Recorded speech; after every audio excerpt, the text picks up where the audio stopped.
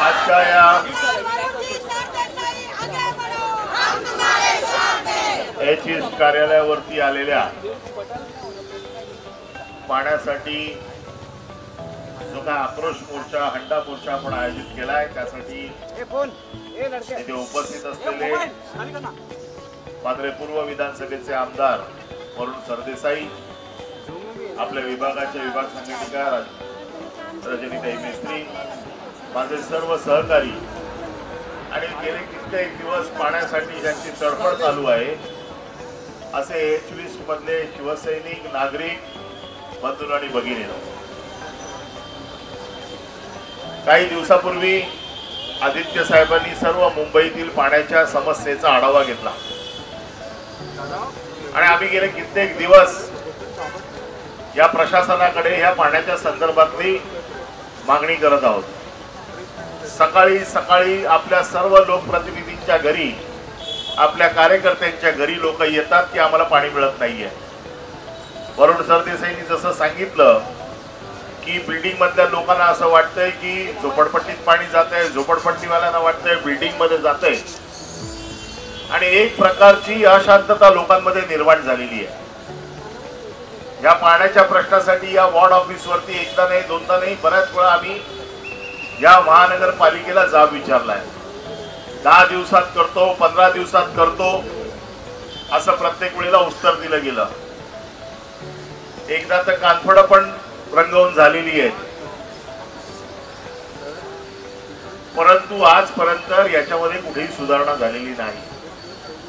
काही दिवसापूर्वी आम्ही मुंबईच्या कमिशनरला भेटलो, कमिशनरला विचारलं की मुंबईत पाणी कपात आहे का? त्यांनी सांगितलं मुंबईत पाणी कपात नाही। मग जर मुंबईत पाणी कपात नसेल तर आम्हाला पाणी का कमी येतंय? पाणी आमचा हक्क आहे, पाणी आम्हाला द्यायलाच पाहिजे। नाही 15 दिवसात या पाण्याची सगळी व्यवस्था करतो, या गोष्टीला आता जवळजवळ 2 महिने झाले आणि म्हणून आता आम्ही असं ठरवलंय आता कोणाकडे याचना करत बसायची नाही, कोणाकडे मागत बसायची नाही। आज एप्रिल मध्ये पाण्याची ही परिस्थिती आहे, पुढे अजून मे जायचं आहे। पूर्वी 7 जूनला पाऊस पडायचा, 7 जूनला पाऊस पडायचा, आता पाऊस जुलै पर्यंत पडत नाही, ऑगस्ट पर्यंत पडत नाही। त्याच्यामुळे पाण्याची ही समस्या अजून बिकट होणार आहे। त्यामुळे ह्या पाण्याच्या बाबतीमध्ये शिवसेनेचे पक्षप्रमुख आणि युवा सेना प्रमुख आदित्य ठाकरे यांनी आम्हाला सगळ्यांना आदेश दिला की आता यांच्याकडे भीक मागत बसण्याची गरज नाही, आपल्याला रस्त्यावरती लोकांसाठी उतरावं लागेल। आणि तुम्हाला माहिती आहे शिवसेनेचं टप्प्याटप्प्याने आंदोलन असतं। आज आपण फक्त उतरलोय, आज त्यांना हे सांगतोय की जर पाण्याची व्यवस्था झाली नाही, हा हंडा असाच रिकामा राहिला तर हा हंडा एक दिवस कोणाच्या तरी डोक्यात आपटावा लागेल, याची काळजी तुम्हाला घ्यावी लागेल। आणि मी तर आता सांगतोच आहे, जर आता पाणी आलं नाही, या अधिकाऱ्यांच्या घरी यांच्या घरी पाणी व्यवस्थित जातंय ना, यांची पहिली पाण्याची लाईन कापून टाकूया आपण। काय होतील त्या केसेस होतील। आणि पोलिसांना तर मी पहिलं सांगतोय, अरे युद्ध असल्यासारखे तुम्ही आमच्या भोवती इथे घेराव घालून बसलेले आहेत, काय अतिरेकी आलेत का इकडे? आणि तुम्हाला तर आम्हाला नोटीस देताना लाज वाटली पाहिजे, कारण तुमच्या घरच्या पाण्यासाठी पण आम्ही लढतोय। पोलिसांची कॉलनी आहे, उद्या तुमच्या घरचं पाणी झालं तर तुम्ही आमच्याचकडे येणार आहे, तेव्हा तुम्हाला दुसरा कोण वाली नाहीये। त्यामुळे जरी वरिष्ठांचे आदेश असतील तरी थोडा सबुरीने घ्या, नाहीतर तुमचे पण पाण्याचे पाईप एक दिवस कापावे लागतील आम्हाला।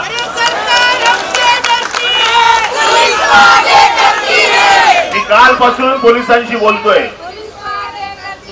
मी म्हटलं 2 दिवस शिवसैनिकांना अटक होते, काय खून केले काय आम्ही?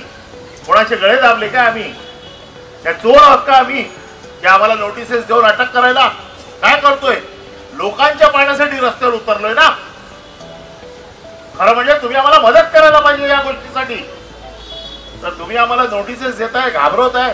अहो अशा नोटिसांना घाबरून घाबरून आम्ही इथपर्यंत नाही आलोय. हा प्रत्येक शिवसैनिक लोकांसाठी लढायला तयार आहे. उद्या वेळ पडली तर जेलमध्ये पण जायला तयार आहे.